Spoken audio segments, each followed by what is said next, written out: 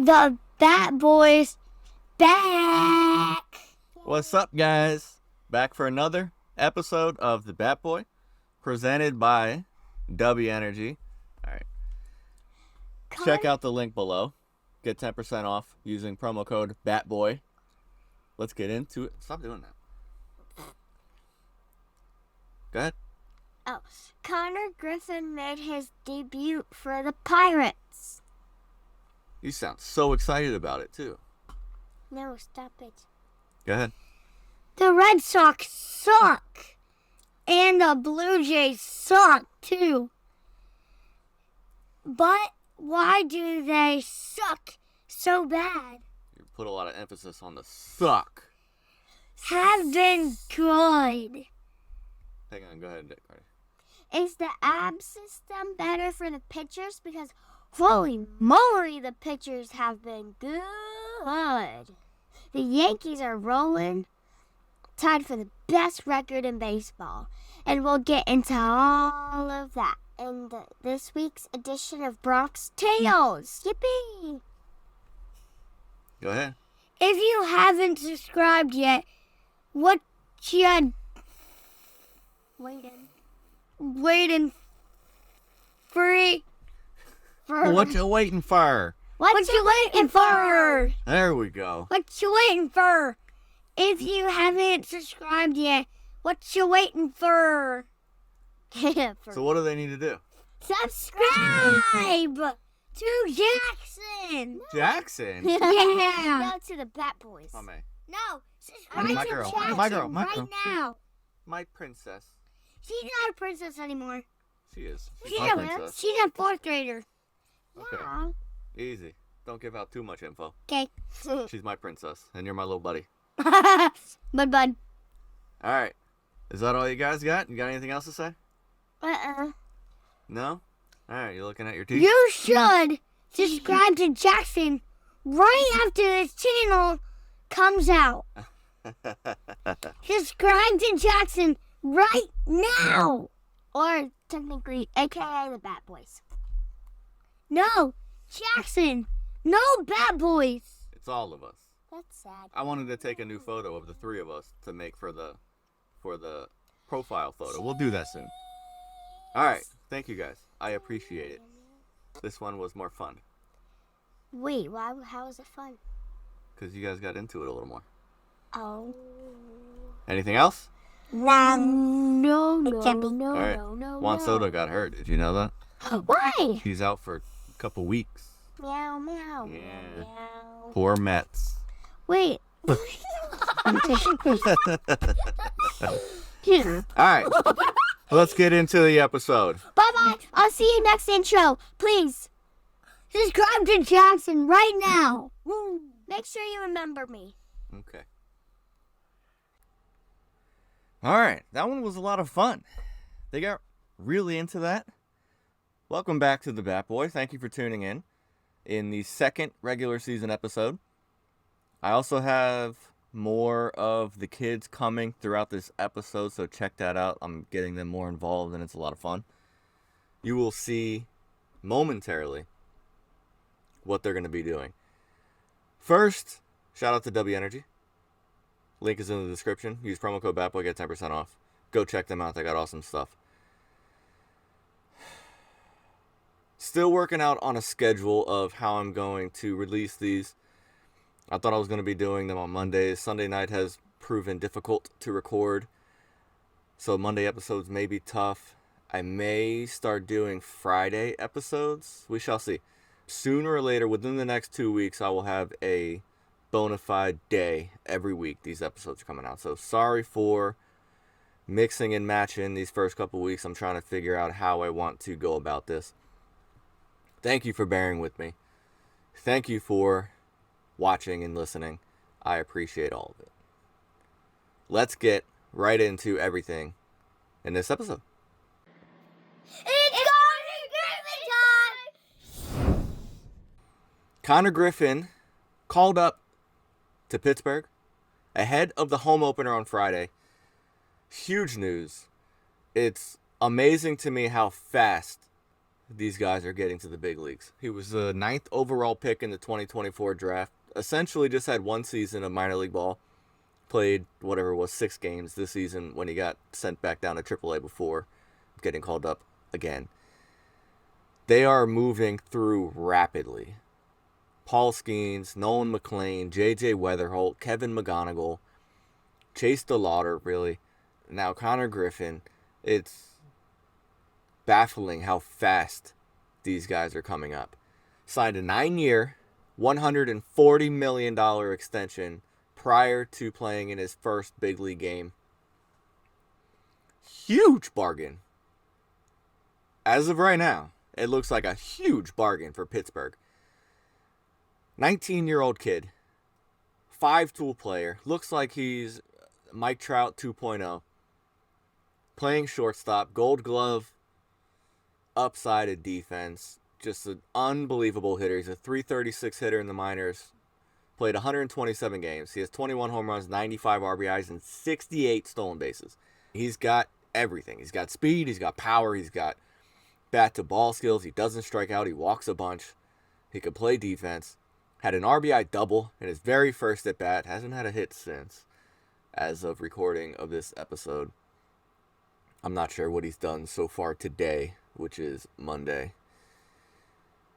However, if he pans out the way we think he's going to pan out, he would essentially be a free agent, I think, at 25.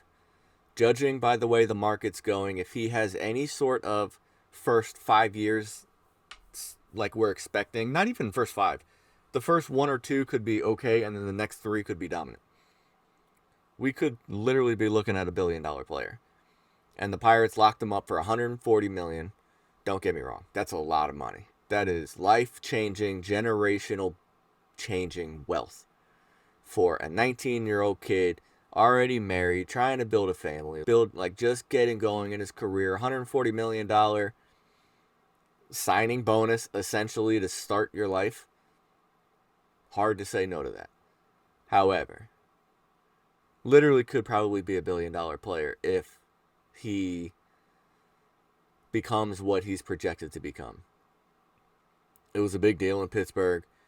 That was a lot of fun to watch. I am really excited to watch the career of this kid. I watched the video of Mike Trout pre-start of the regular season. They asked him who was the player he was most excited to watch in 2026. He said Konnor Griffin. He literally reminds me of Mike Trout. When I watch this kid play, I think of Mike Trout. And I still believe Mike Trout as one of the 5 best players I've ever watched in my life. Obviously, injuries played a major part in the second half of Trout's career, but the first 8 years of Mike Trout was some of the best baseball we've ever watched.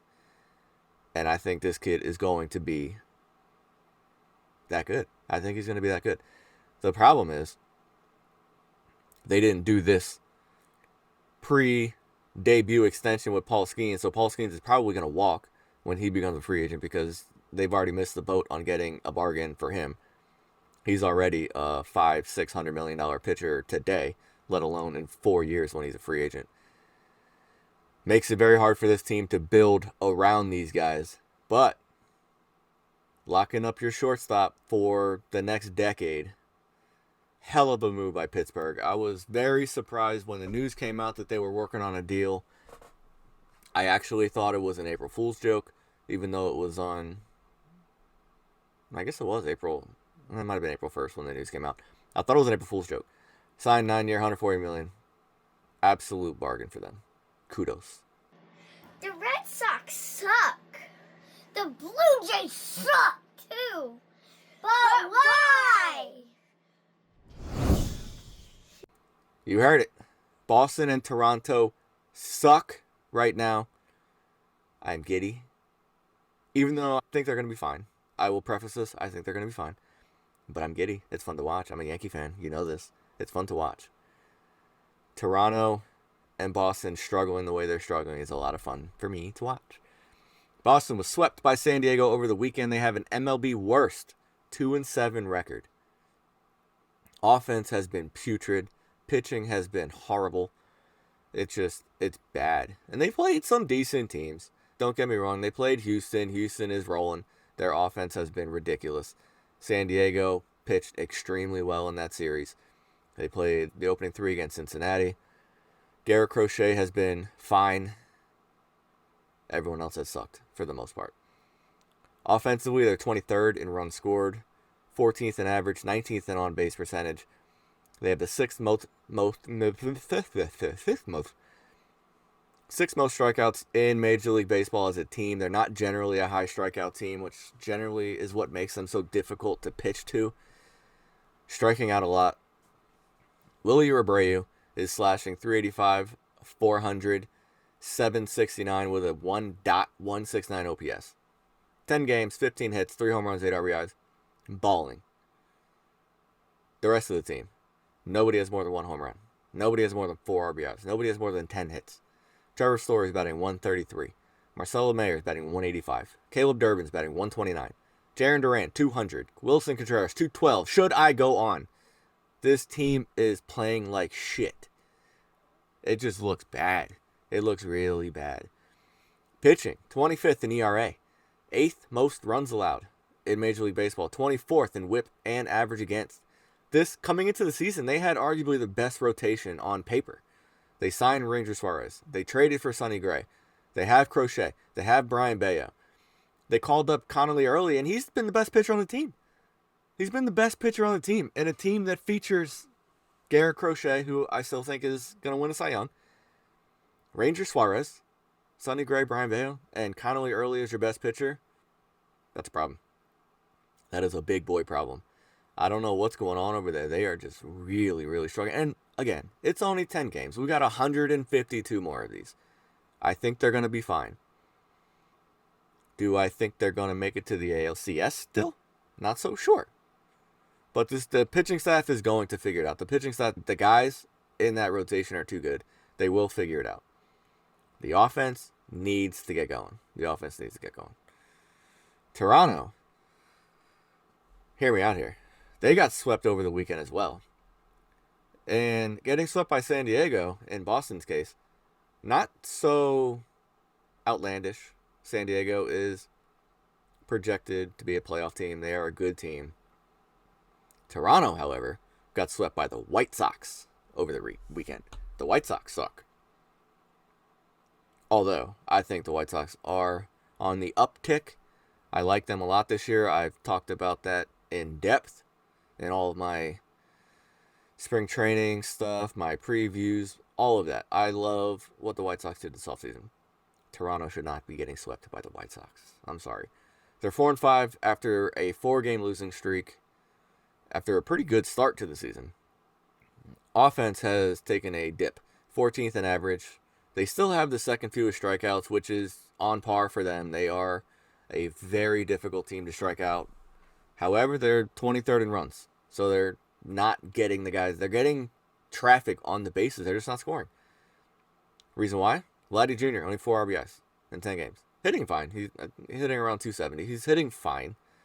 Not up to Vladdy Jr. standards yet, but he'll be fine. 1 home run, 4 RBIs in 10 games. He'd like a little bit more. George Springer batting 150. Alejandro Kirk batting 150, who's now injured also. Dalton Varsho, 161. Barger, 53. Luke, 53. No number in front of that. Lucas, 133. It's early, but man, 10 games in now. We're 1/15 of the way through the season, and you're off to a bad start. Pitching has been, this bullpen, has been atrocious. Bullpen has been an absolute train wreck. 10 games, whatever it is, they've already had 5 blown saves. Jeff Hoffman with 2. Brendan Little with 2. Brendan Little I think I can pitch better than Brendan Little right now. Tommy Nance has a blown save. Brendan Little got sent down to AAA after kind of a difficult second half last season. Still ended up with a really, really good statistical 2025. Opened up 2026. He has a 24.5 ERA. Every time I watched him throw a pitch, runs were scoring. It looked like the meme with the Simpsons where they're just running around. I think it's the Simpsons. It might be Disney. It might be like Goofy. I don't remember the meme. It's either The Simpsons or it's like Disney characters. And they're just circling the bases. The pitcher is like throwing batting practice and the characters are just swinging. That's what it looks like going up against Brandon Little.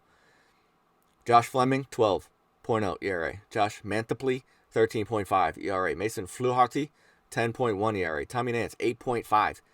They just cannot get anybody out. Dylan Cease has been pitching well. Kevin Gausman has been terrific. They cannot close out games. It's been really bad. 24th in team ERA, and that's with a good starting rotation ERA. Their starting rotation ERA is under 4. Bullpen has been absolutely atrocious. The pitchers have been cooking!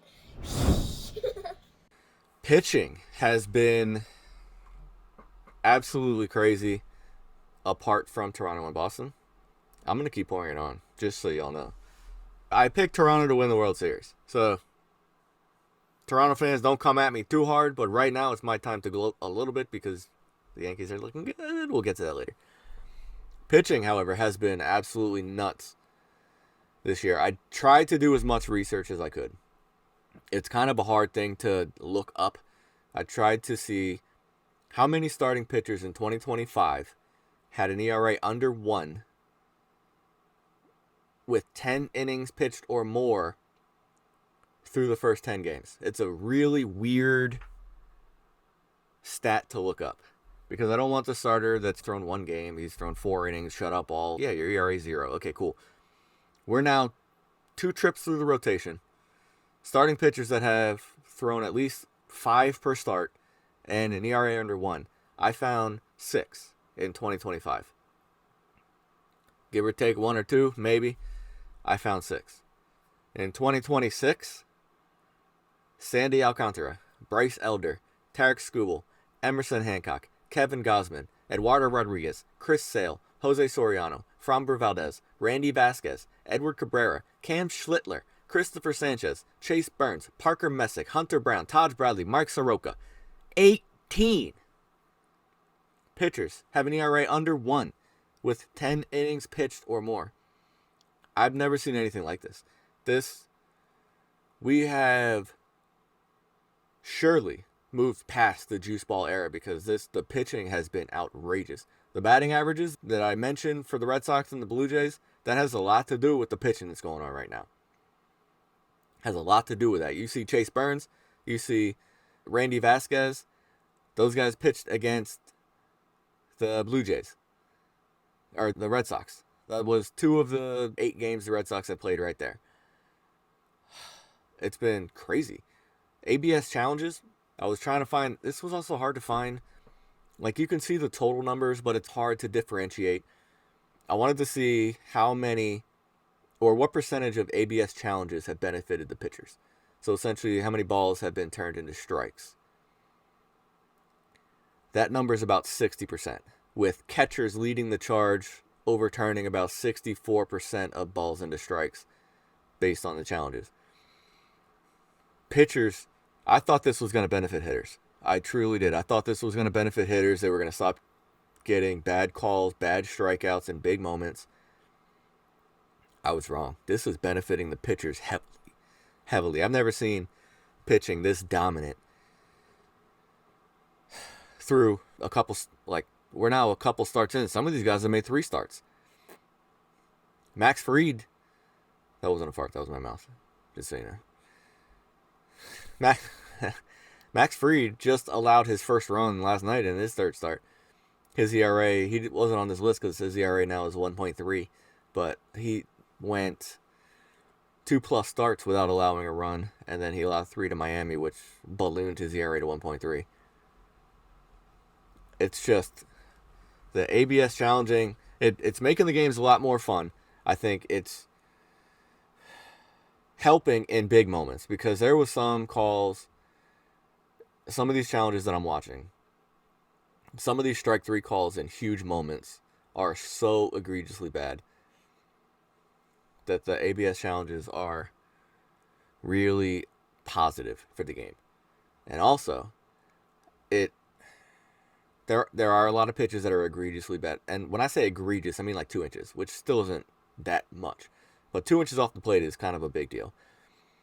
The amount of challenges that are being overturned on pitches that are 2/10 of an inch or less off the plate is mind-boggling. How hitters can identify that. Or they're just taking a chance, and I don't know, but they're good at taking that chance. I have grown to appreciate umpires a little bit more throughout this process. Not you, Stevie Buckner. Not you, Mike Estenberg. You guys suck. Bad. Really bad. Really, really bad. Other umpires I have grown to appreciate a little bit more because the idea that you're getting mad at these guys for missing pitches by 2/10 of an inch. It's incredibly challenging for them to call these pitches. It really is. But curious to see how this moves forward. But the pitching has been ridiculous. And it also plays like we're watching starting pitchers now that have 7+ pitches. There's pitchers got like Schlittler, for example. He's got 3 different fastballs that go 97 miles an hour plus, and they move all different directions. He's got a sinker that moves left to right into righties. He's got a cutter that moves into lefties. He's got a 4-seamer that looks like it rises. And then you got a slider, and then you got a changeup, and then it's just outrageous how many pitches these guys have. And how good they can control these pitches. So, that also plays a part. And I told you, I'm a pitching junkie. I love pitching. That's why I think I've had so much fun so far in the first 2 weeks of the season. I love watching this. I'm worried that if this continues, that they're going to start juicing the balls again, and I don't like that. Pitching is hard enough. I mean, hitting's hard too. Don't get me wrong. But I like the dominant pitching. The Yankees are the best team in baseball. Time for Bronx Tales. Bronx Tales. Yankee time. These Yankees have been fun to watch. Last 2 games, not so much. However, since the last episode, they have taken 2 of 3 from Seattle, 2 of 3 from Miami. Judge is heating up after a very slow start in San Francisco where he struck out 108 times. Home runs were pulled down the line, didn't look good. These last, I'd say 5 games, the last 2 in Seattle and 3 in Miami, looking good. Timing's looking to be much more in sync. He's had, in the Miami series, I counted about 5 hard hit balls up the middle. And not saying up the middle like grounders up the middle, just to the middle of the field, like line drives to center field, line drives off the wall. Had 1 slider in the first game against Miami, the opening day at Yankee Stadium against Yuri Perez. Took a slider deep to left center. That's Judge. You hit Judge with fastballs, he takes you to right center. You hit him with off speed, he'll take you to left center. He generally doesn't hit anything down the line. These last 4 or 5 games, he's been hitting the ball up the middle. Good signs. Those first 7 games, 3 against San Fran, 3 against Seattle, 1 against Miami, were historic. Starting pitchers allowed just 4 runs and 39 in the 3rd innings. That's a .92 ERA. So before, I was looking at starting pitchers with an ERA under 1 with 10 innings pitched or more. The entire Yankee pitching staff completed that in 7 games, 40 innings essentially, and they were under 1. Last 2 games were, Ryan Weathers had a tough day. Max Fried didn't look sharp. But in those first 7 games, 4 runs, 39 innings for the starters, 8 runs total, plus 24 run differential, which was one of the highest of the last decade in the first 7 games, or in any 7-game window, really. Bullpen was dominant. Now we get to Miami. Now we get to games 8 and 9. Bullpen did not look good. 7 2/3 in the last 2 games of Miami. They allowed 8 runs. Not Saturday. Was it Tuesday? No, Saturday. Wow, I am so messed up on days. Today's Monday. I'm thinking today's like Thursday. Today's Monday. Saturday's game against Miami. was weird. They went down 4-0. They took the lead. They gave up the lead. They ended up coming back or taking the lead again and winning. Sunday, they had the lead. They lost the lead. They tied it up. They blew it. Very up and down games. David Bednar has been stressful, to say the very least. I think he's going to be fine. I still think he's one of the best closers in the sport. He doesn't have prototypical closer stuff. He's not overpowering. He's got 3 to 4 pitches rather than 2. But he's 4-4 in saves so far. His ERA is 4.15. That's too high. He's got to get that down. He threw, in the last 2 outings he's thrown 73 pitches total. 40 against Seattle on last Wednesday, 33 against Miami on Saturday. It's not looking smooth. He's loading the bases. Jazz Chisholm made a really bad play at second in one of them, which probably cost him a good 20 pitches and a stressful inning, which it should have been stress-free. Bullpen needs to be better. Camilo Doval did not look good in his last outing against Miami. Fernando Cruz makes my heart rate go up every time he comes out. He's effective. He's generally effectively wild, but he just makes my heart rate go up. Tim Hill has been easiest to watch. I've been pleased with Jake Bird. I've been pleased with Hedrick.